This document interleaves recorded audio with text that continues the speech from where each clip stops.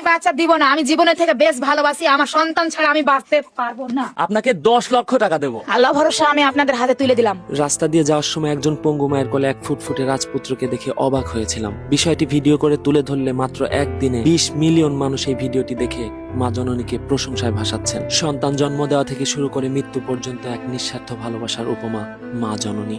আসসালামু আলাইকুম রহমতুল্লাহ। আজকে আমরা চলে এসেছি সেই রাজপুত্রের বাড়ি। ক্যাপশন ছিল গরিব মায়ের কোলে রাজপুত্র।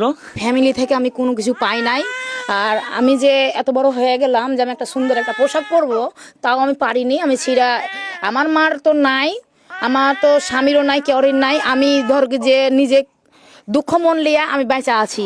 এই যে পানিটা চাঁড়ি তখন আমার খুব কষ্ট হয়। যখন আমার স্বামী যদি মারা যায় তাহলে আমি কি করে খাবো? এই বাড়িতে ঘর নাই এখানটা, যে আমি ভাড়া দিতে আমার খুব কষ্ট হয়, ভাড়া চালাতে পারি না। মাসে 7,000 টাকা খরচ হয়ে যায়, তবু থাকে না আমার কাছে 2 টাকা ওষুধ পানি খাওয়ার মতো টাকা থাকে না। এনাকে নিয়ে একটা বাটি নিয়ে এখানেই বসে ভিক্ষা করছিলেন। তো বিষয়টি দেখে আমার খুবই খারাপ লাগলো যে আমাদের সবারই মা আছে, শুধুমাত্র সন্তানের ভবিষ্যতের কথা চিন্তা করে মা বাবা কতই না কষ্ট করেন। কেন জানি না মনে হলো আমাদের মায়ের থেকেও এই মায়ের কষ্টটা একটু বেশি। নিজের সুন্দর শৈশবকে মনে করে অন্তত একটি শেয়ার করে হলেও এই মমতাময়ী মায়ের পাশে দাঁড়ান। আল্লাহ পাকের কি করুণা, আল্লাহ পাকের কি দয়া যে এত সুন্দর একটা মাশাল্লাহ মার্কা বাচ্চা ইনি মানে এনার কোলে, অথচ এনার হাতও নাই পাও নাই। একবার ভাবেন বিষয়টা। এখন পর্যন্ত তাও 100 জন কল করেছে, 100 জন মেসেজ করেছে। আপনাকে 10 লক্ষ টাকা দেবো। 10 লক্ষ টাকার অফার আসছে। 10 লক্ষ। আপনি 10 লক্ষ দিবেন, আমি দিব না। মানুষের মতন করে আমি গড়িয়ে তুলবো। আমার 10,000 কাছে চাওয়া দোয়া, তারপরে টাকা পয়সা তো চাবই, 10 টাকা 20 টাকা যাই পারুক দিবে। মনে পড়ে গেল শৈশবের কথা। আহ, কত সুন্দর ছিল আমাদের শৈশব। একজন পঙ্গু মা নিজে ঠিকমতো হাঁটা চলা করতে পারে না, হাত দিয়ে কোনো কিছু ঠিকমতো ধরতেও পারে না, অথচ এই হাত দিয়ে নিজের সন্তানকে রেখেছেন পরম যত্নে। কি অপরূপ সুন্দর দৃশ্য। আমরা কখনো বুঝতেও পারিনি মা জননী এতটা যত্নে আমাদের বড় করেছেন। আপনার অনেক কষ্ট হয়ে যায়, তাই আপনার কষ্টটা কমানোর জন্য আজকে আমরা চলে এসেছি। 10 লক্ষ টাকা দিয়ে আপনার এই বাচ্চাটা আমরা এখন নিয়ে যাবো। আপনি না বললেও শুনবো না। আমি বাচ্চা দিব না। আমি জীবনের থেকে বেশ ভালোবাসি, আমার সন্তান ছাড়া আমি বাঁচতে পারবো না। কেন পারবো না? যে আমি মরে যাবো, এভাবেই মরে যেতে পারি। কেন যে আমার এই বাচ্চা ছাড়া আমার কেউ নাই। আর আমার স্বামীকে অতিরিক্ত ভালোবাসি, আমার জীবনের থেকে স্বামীকে, বাচ্চাকে। আপনি তো নিজেকে নিয়েই সন্দিহান, আপনি নিজেই চলাফেরা করতে পারেন না। বাচ্চাটা দিয়ে দেন আপা। আমি বাচ্চা প্লিজ আমি দিব না। দয়া করে আপনাদের কাছে ক্ষমা চাই, ক্ষমা চোখে আপনি আর আমাকে দেখবেন। তার এই মানবতার জীবন, তিনি জন্ম থেকেই এরকম, তার হাত নেই পা নেই, তার হাত পায়ের এই একই অবস্থা। আপু এই পা দিয়ে হাঁটা চলা করে, রান্না বান্না করে, স্বামীকে খাওয়ায়, নিজের সন্তানকে এই যে দেখছেন সাজিয়ে দিয়েছে, জামা কাপড় বলেন যা কিছু বলেন সবকিছু এই নিজ হাতে করেন। এটাই হচ্ছে মা। মায়ের ঋণ কি করে শোধ করা যায়? অথচ আমি আজকে 15 দিন হয়ে যাচ্ছে একজন মাকে নিয়ে হসপিটালে আছি। তার 4টি সন্তান থাকার পরেও এখনো পর্যন্ত তাকে দেখতে পর্যন্ত আসেনি। একটাবার ফোন দিয়ে খবর পর্যন্ত নেয়নি যে ভাইয়া আমার মা কেমন আছে। আমি তাদেরকে কল করেছি যে আপনার মা মারা যাচ্ছে, দয়া করে আপনারা কেউ আসেন, তাকে একটু দেখেন, তার একটু দেখাশোনা করেন। এখনো পর্যন্ত কেউ আমার ডাকে সাড়া দেয়নি। অথচ এই মা, আমি অবাক হয়ে যাচ্ছি যে এরকম একটা মায়ের কোলে আল্লাহ পাক এরকম একটা সন্তান দিচ্ছেন, এত সুন্দর মাশাআল্লাহ। আপুর বাড়িটা আপনাদেরকে একটু দেখাবো। আপু, আমি মানে এই দুঃখ কোথায় রাখবো? আপনারা দেখেন যে মা জননী 10 মাস 10 দিন গর্ভ ধারণ করার পরে এই মা সন্তানের জন্য কি না করে।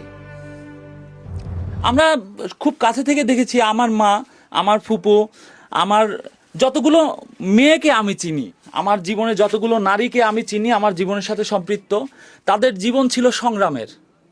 একটা মেয়ে, একজন নারী সংসারে যে কিভাবে টিকে থাকে এটা আমি খুব কাছ থেকে দেখেছি। আজকে এই মা, তার সন্তানের অবস্থা দেখেন। ও কি বুঝে যে ওর মা কত কষ্ট করে ওকে মানুষ করছে? ও কি বড় হয়ে আদৌ মনে রাখবে? দেশবাসীর কাছে আপনি কি চান? দেশবাসীর কাছে আমি চাই দোয়া, বড় দোয়া। মানুষের মতন করে আমার বাচ্চাকে আমি গড়িয়ে তুলবো, এটা চাই।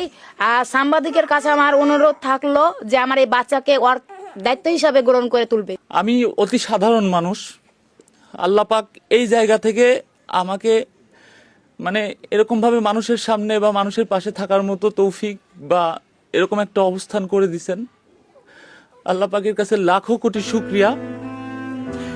আপা যে কথাটা বললো এই কথাটা আমাকে একটু আগেও বলছেন, আমি অনেক আবেগে পড়ে গিয়েছি কথাটা শুনে। মানে একজন বাচ্চার দায়িত্ব তার মা আমাকে দিচ্ছে।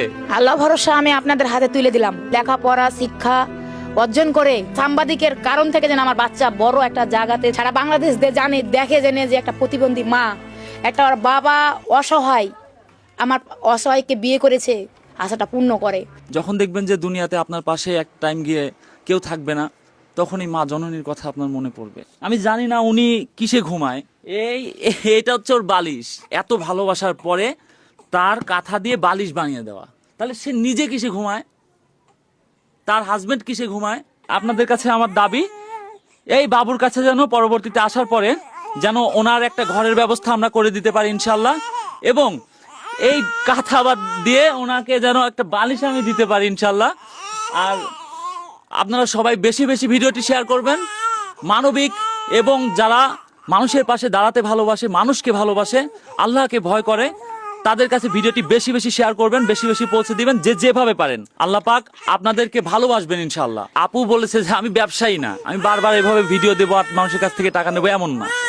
এখান থেকে যা হবে ইনশাল্লাহ এটা দিয়েই আপুর যথেষ্ট হয়ে যাবে ইনশাল্লাহ। আপনারা সবাই সাথে থাকবেন। আর স্পেশালি ধন্যবাদ জানাতে চাই, আমি রাজশাহীতে আসার পর থেকেই সে চাকরি বাদ দিয়ে একটু পরে 2টার সময় তার ডিউটি আছে, সে ডিউটি বাদ দিয়ে সকালবেলা ঘুম থেকে উঠে আমার রোগীটাকে নিয়ে আইসিইউতে ভর্তি করে দিল। উনি এখন খুব ইয়াতে আছে, আপনারা সবাই দোয়া করবেন। তো সুমন ভাই, আপনি এই কাজগুলোর সাথে থেকে আপনার কেমন লাগছে? আপনি কি আগামী দিনে এরকম কাজের সঙ্গে থাকতে চান বা করতে চান?